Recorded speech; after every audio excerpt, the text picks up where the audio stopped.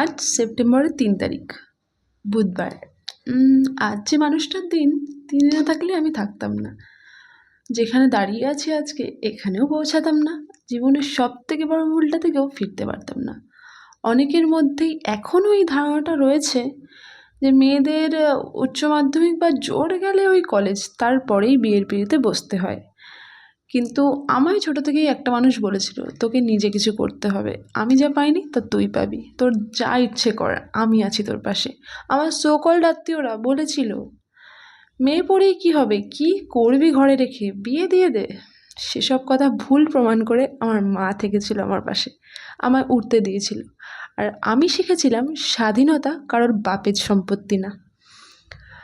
শুভ জন্মদিন মা, আমার জীবনের না পাওয়াগুলো এত সুন্দর করে মুছে দেওয়ার জন্য। আমি বাবা মা নয়, বন্ধু পেয়েছি। থ্যাংক ইউ মা, আমার পাশে সবসময় থাকার জন্য। তুমি ভালো থেকো। তুমি ভালো থাকলেই আমরা ভালো থাকবো। শুভ জন্মদিন মা, তোমায় অনেকটা ভালোবাসি।